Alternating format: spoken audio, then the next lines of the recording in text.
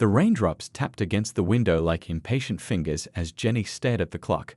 7:35. Robert was never this late without calling. She tried his cell phone again, but it went straight to voicemail. Their little girl Maya was already in bed, having refused to sleep until Jenny promised that Daddy would come kiss her goodnight, even if she was already asleep.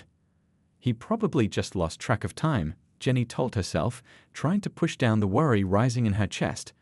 Robert had gone fishing with his two closest friends at the lake, something he did at least once a month. It was their thing. A day away from work stress, phones, and responsibilities. Just 3 friends, a boat, and the open water. The knock came at 8:15. 2 police officers stood on her porch, rain dripping from their hats. One was a woman with kind eyes that couldn't quite hide her pity. The other was an older man who removed his hat as Jenny opened the door. "Are you Mrs. Chen?" the woman asked. Jenny nodded, her hand clutching the doorframe. She knew before they spoke. Something in their posture, the careful way they stood, told her that her life was about to change forever. "There's been an accident at Pinewood Lake," the male officer said gently. "A storm came in suddenly. The boat your husband and his friends were in capsized." The world seemed to tilt sideways. Jenny heard herself ask questions, saw the officers step into her living room, felt the couch beneath her as they explained. A freak storm. Waves too big for such a small boat. 2 bodies recovered. Robert still missing. "We have search teams in the water and along the shoreline," the female officer explained. "The Coast Guard has been called in. We're doing everything possible to find him." Everything possible. The phrase echoed in Jenny's mind as the officers left. She sat frozen on the couch until her phone rang, Robert's mother calling to check if the news she'd heard was true. Then came calls from friends, neighbors, Robert's boss. With each explanation, the reality sank deeper. The next 3 weeks passed in a blur of search parties, helicopter sweeps, and divers exploring the cold, murky lake. Jenny spent hours on the shore, watching rescue boats come the water while friends brought her coffee and made sure she ate. Robert's parents took Mia so Jenny could be at the lake every day.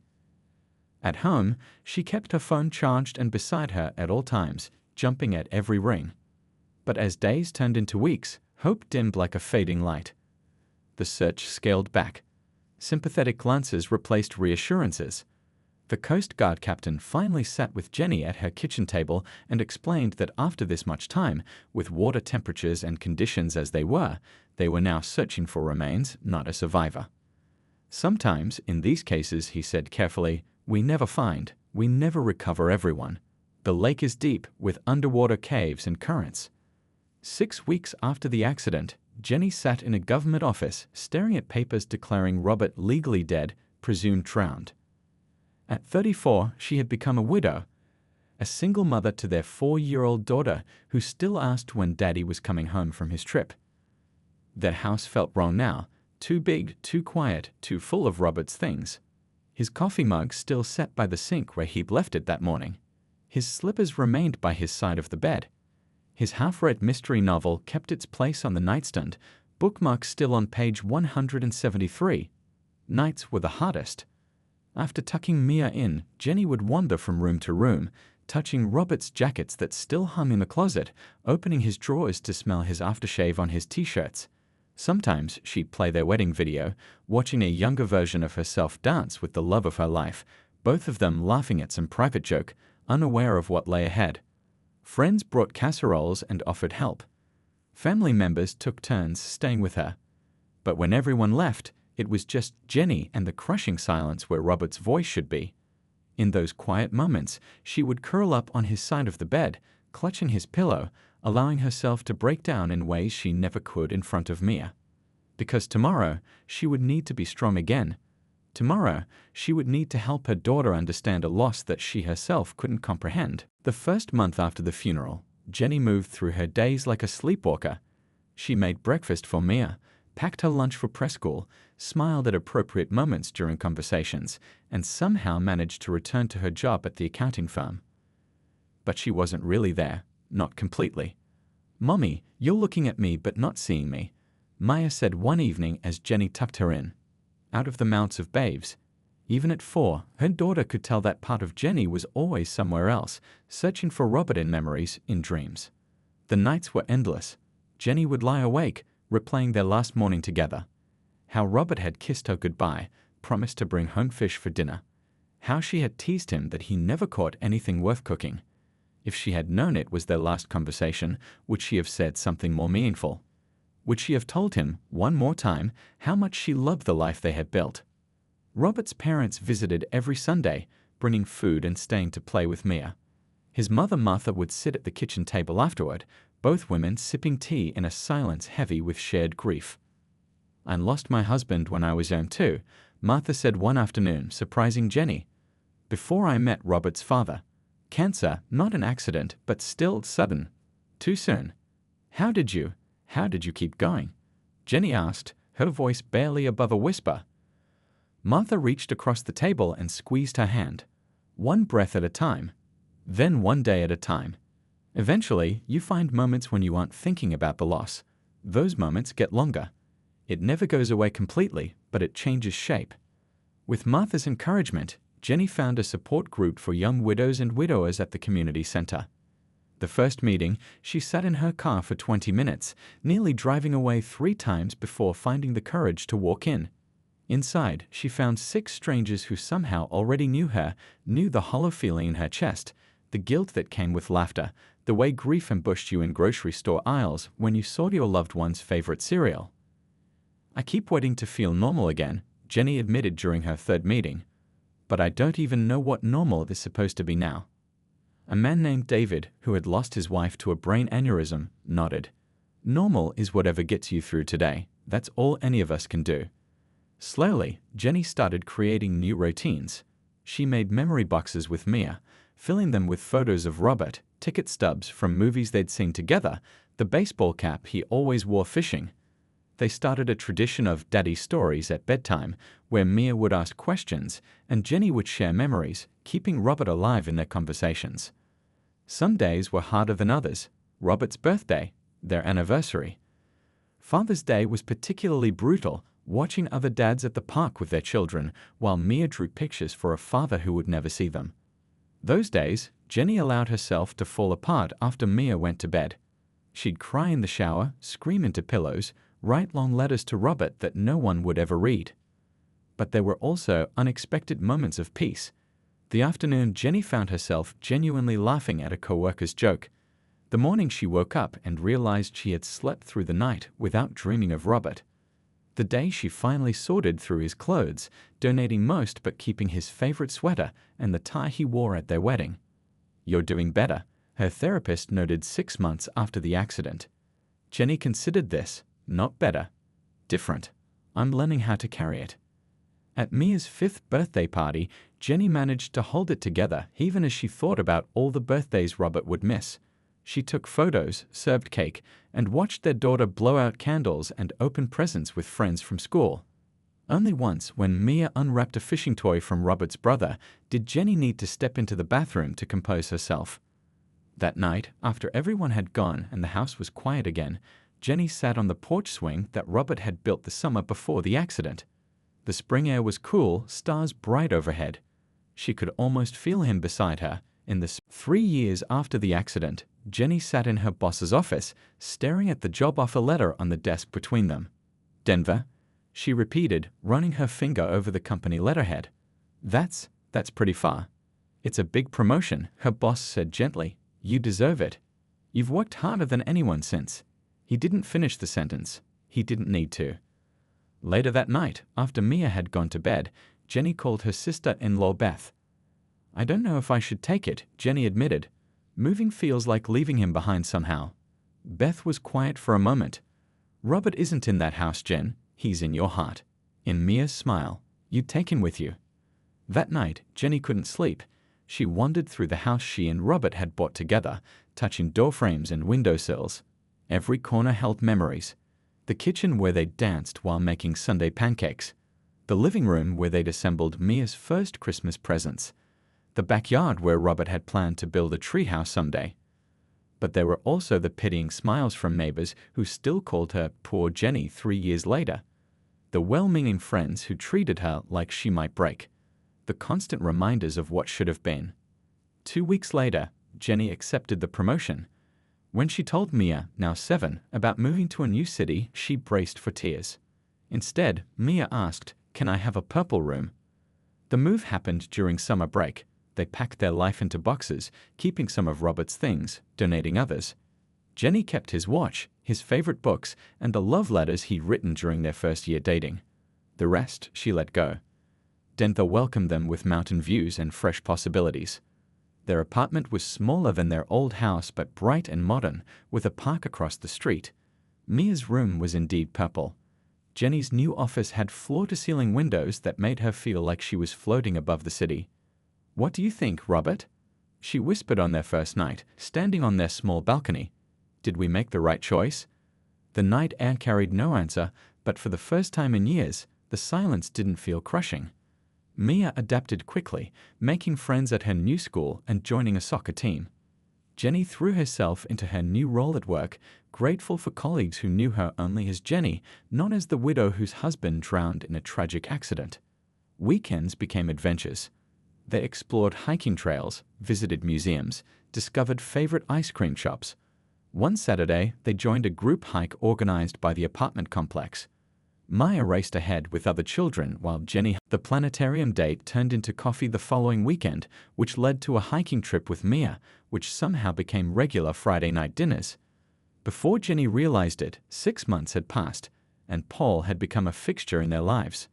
"He fixed my science project when it broke," Mia announced at breakfast one morning. "And he knows how to make pancakes in the shape of stars." She looked up from her cereal, her eyes serious. "I like him, Mom." Jenny smiled, stirring her coffee. "I like him too." What she didn't say was how complicated that feeling was. Liking Paul came with a tangle of emotions, happiness mixed with guilt, excitement shadowed by fear. Some nights she still dreamed of Robert. Some mornings she still reached for him before remembering. Paul understood this in a way few others could. His wife had died of cancer 5 years earlier, leaving him to raise his son alone until the boy went to college last year.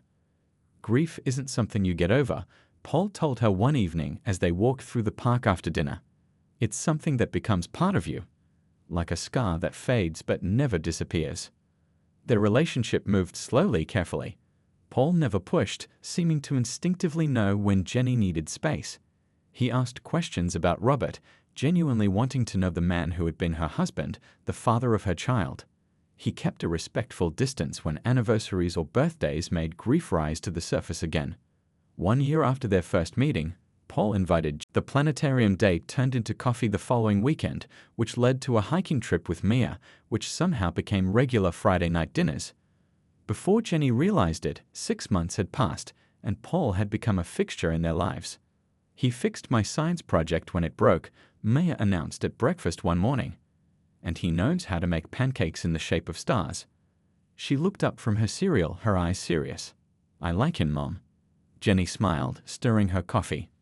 "I like him too." What she didn't say was how complicated that feeling was. Liking Paul came with a tangle of emotions, happiness mixed with guilt, excitement shadowed by fear. Some nights she still dreamed of Robert. Some mornings she still reached for him before remembering. Paul understood this in a way few others could. His wife had died of cancer 5 years earlier, leaving him to raise his son alone until the boy went to college last year. "Grief isn't something you get over," Paul told her one evening as they walked through the park after dinner. "It's something that becomes part of you, like a scar that fades but never disappears." Their relationship moved slowly, carefully. Paul never pushed, seeming to instinctively know when Jenny needed space. He asked questions about Robert, genuinely wanting to know the man who had been her husband, the father of her child. He kept a respectful distance when anniversaries or birthdays made grief rise to the surface again. 1 year after their first meeting, Paul invited Jenny and Mia to dinner at his house. He seemed nervous, checking the oven repeatedly, straightening books that were already straight. "Is something wrong?" Jenny asked as Mia explored his backyard. Paul took a deep breath. "I wanted to ask you something, but I don't want to rush you or make you uncomfortable." Jenny's heart raced. "What is it?" "My lease is ending next month," he said, "and I've been thinking about buying a house. Something with a yard for summer barbecues." A room for Mia. Maybe an office for you, since you work from home sometimes." He paused. "I'm asking if you and Mia would consider moving in together. Not right away if you're not ready. We could take our time." Jenny felt tears well up. Not sad tears, but not entirely happy ones either. Complicated tears for a complicated moment. "I need to think about it," she said honestly, and talked to Mia. That night, after Mia went to bed, Jenny took out the small wooden box where she kept Robert's watch and their wedding rings. She held his ring in her palm, feeling its weight. "What would you want for us?" she whispered. "Would you want us to be happy?" The next morning, she asked Mia how she would feel about living with Paul. "Would I still have my purple room?" Mia asked. "Maybe not purple, but you could decorate it however you want," Jenny said. Mia considered this seriously. Would Daddy be mad at us? The question hit Jenny like a physical blow. "Oh, sweetie, no. Daddy loved us more than anything. He would want us to be happy. Even with another dad." Mia's voice was small. Jenny pulled her daughter close. "Paul wouldn't replace your dad. No one could ever do that. Your dad will always be your dad. Paul would just be extra family." 2 months later, they moved into a house with a view of the mountains. Not too big, not too small. Just right for their blended family. Paul helped Mia paint her room teal and silver. Jenny set up an office overlooking the backyard garden. They adopted a dog from the shelter, a friendly mutt that Mia named Star. On moving day, Jenny placed a photo of Robert on Mia's bedside table. Another went in the living room bookshelf. His watch remained in her jewelry box. His memory remained in their hearts. 5 years after losing Robert, Jenny agreed to marry Paul. The proposal wasn't grand or flashy, just a quiet question asked while they were planting tulip bulbs for spring. Jenny's yes was equally simple but certain. They married in the backyard under strings of lights, with Mia as the flower girl. Jenny wore a simple blue dress instead of white. During the ceremony, the minister acknowledged that love doesn't follow a straight line, but sometimes takes unexpected turns. That night, after the small reception ended and Paul was saying goodbye to the last guests, Jenny stood in their kitchen, wedding band gleaming on her finger beside her first ring, which she now wore on her right hand. The house hummed with voices and laughter, her present and her future. And somewhere, she liked to think, Robert was at peace knowing they were okay. It was an ordinary Thursday, the kind of day that shouldn't be remembered for anything special. Jenny was leaving her office building, mentally planning dinner, and checking her phone to see if Mia had texted about her after-school science club. The spring air felt fresh after being inside all day, and she paused to enjoy the sunshine on her face. That's when she saw him. At first, it was just a glimpse. A man walking with a particular rhythm she'd know anywhere. Her heart stumbled in her chest. It had happened before, these ghost sightings. In the years after Robert's death, she'd spotted his walk, his profile, his laugh in 100 strangers, each time feeling the sharp stab of recognition, followed by the dull ache of reality. But this time, when the man turned at the corner, Jenny's coffee cup slipped from her fingers, splashing across the sidewalk. Despite the beard that now covered his face, despite the thinner frame and the slight limp in his walk, she knew. The world around her faded to background noise, car horns, people talking, birds calling, all of it dimming beneath the roar of blood in her ears. Robert. Their eyes met across the busy street. He froze mid-step, his expression shifting from casual to shocked. For one endless moment, they stared at each other, separated by 4 lanes of traffic and 5 impossible years. When the crosswalk signal changed, he moved toward her as if pulled by an invisible thread. People flowed around them like water around stones as they stood facing each other on the crowded sidewalk. "Jenny," he said, his voice exactly as she remembered, slightly rough around the edges. "I didn't know if I'd ever find you." Her hands shook as she reached out, not quite touching him. Was this real?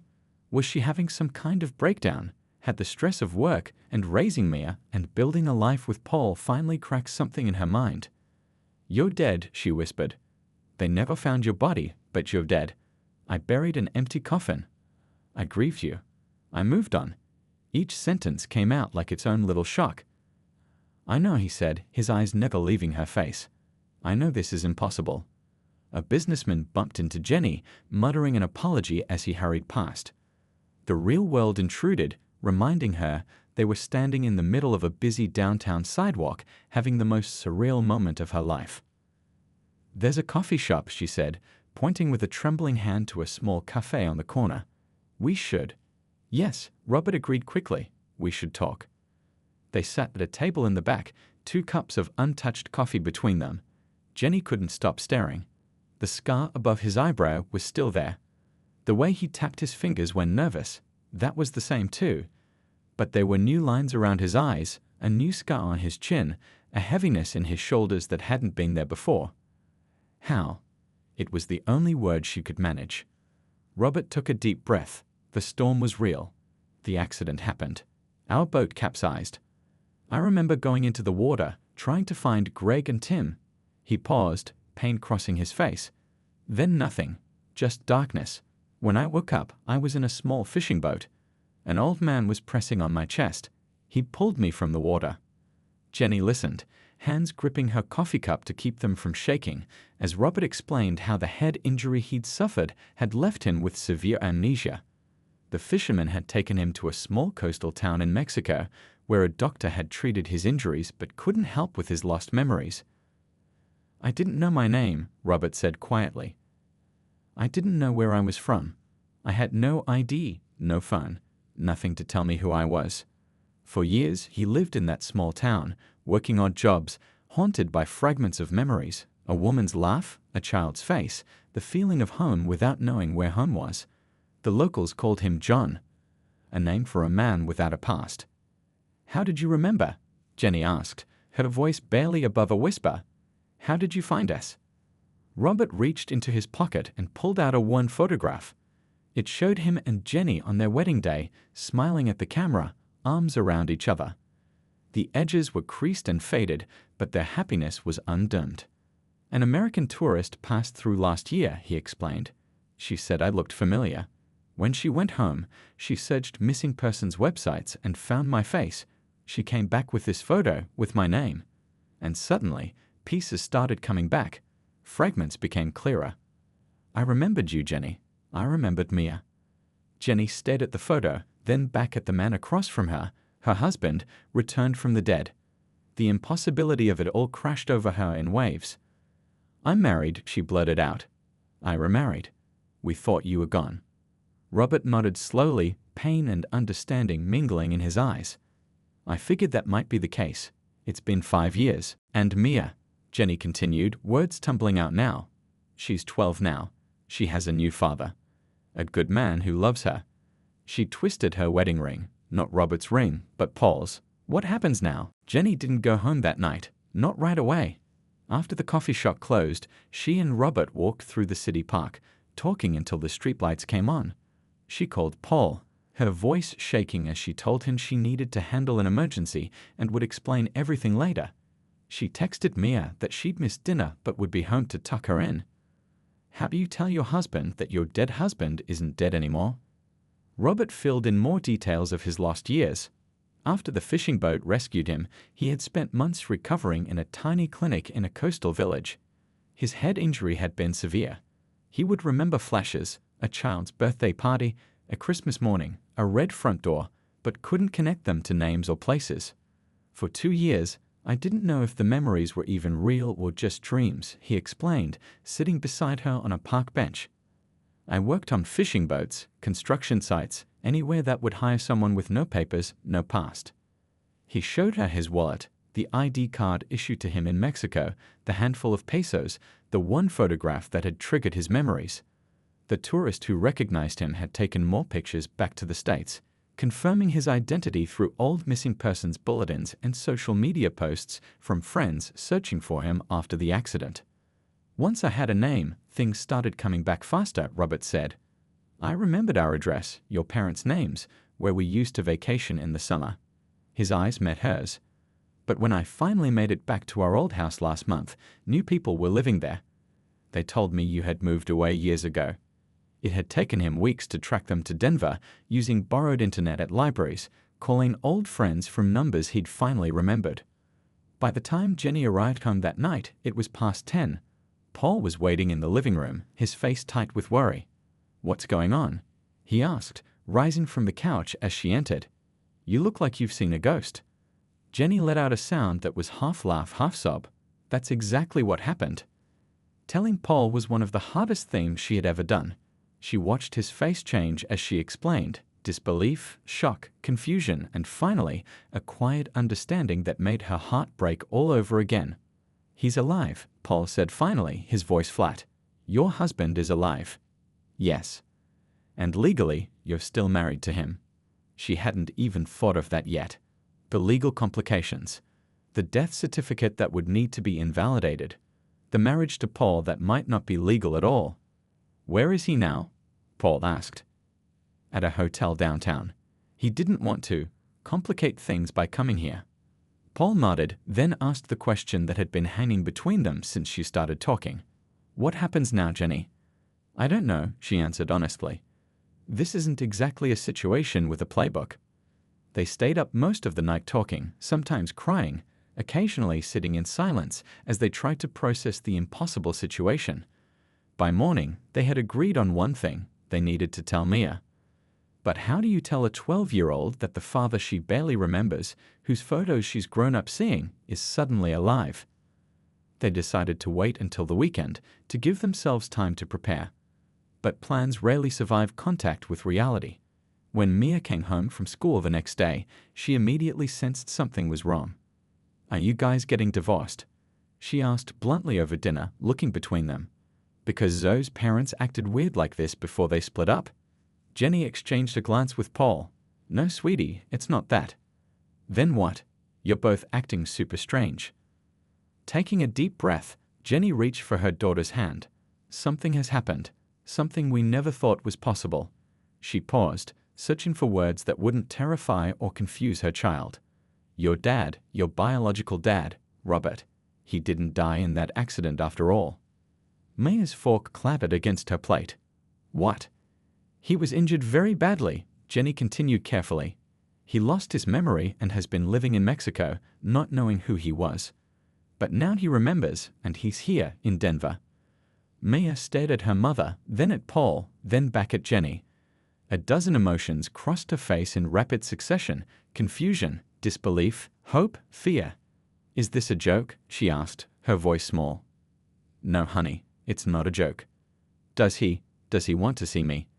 "Yes," Jenny said gently, "very much. But only when you're ready." Mia pushed away from the table suddenly, her chair scraping loudly against the floor. "I need to think," she said, and ran upstairs to her room. Paul and Jenny sat in silence, listening to her bedroom door slam.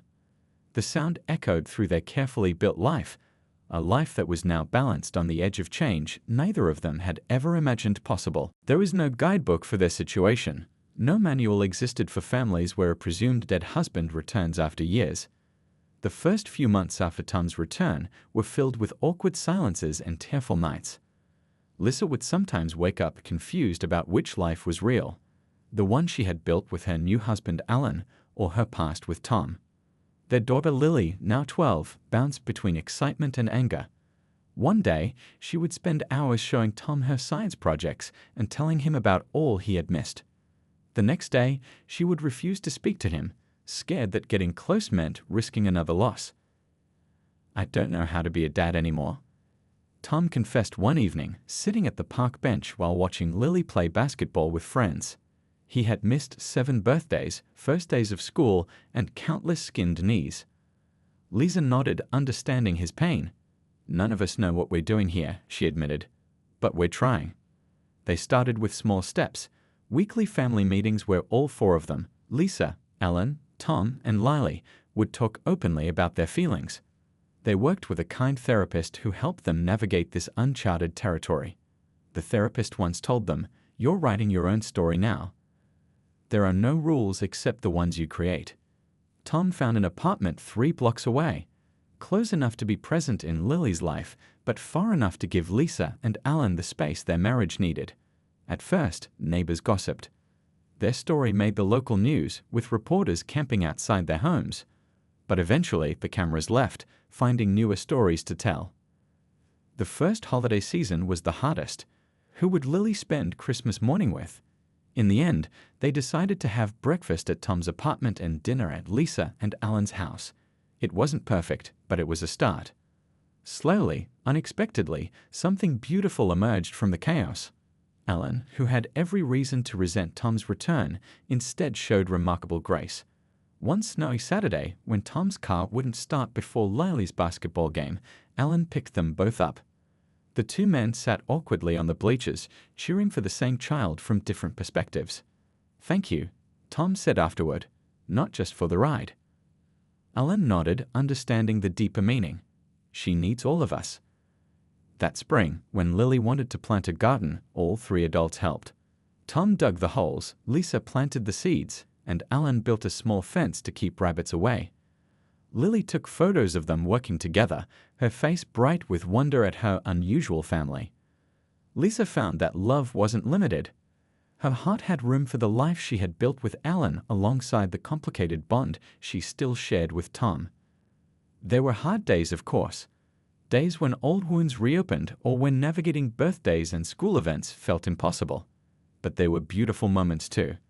Tom found purpose beyond fatherhood. His experience with memory loss led him to volunteer at the hospital, working with patients struggling with similar conditions. "I know what it's like to rebuild yourself from fragments," he would tell them. His story gave them hope. 3 years after Tom's return, their family had found balance. Lily thrived in high school, supported by 3 parents who put her needs above their own discomfort. She once wrote in a school essay, "My family isn't typical, but it's mine, and I wouldn't change it." Their arrangement puzzled outsiders. Well-meaning friends would ask Lisa how she could stand such a strange situation. "It's not strange to us anymore," she would answer. "It's just our life." On Lily's 15th birthday, the 4 of them sat together at her favorite restaurant. Looking around the table, Lisa felt a sense of peace. They had created something rare and precious from circumstances that could have destroyed them all. Their story, which once made headlines, had transformed into something more meaningful, an example of how tragedy and miracle could exist side by side, and how family could be defined not by convention, but by the daily choice to navigate life's unexpected turns together.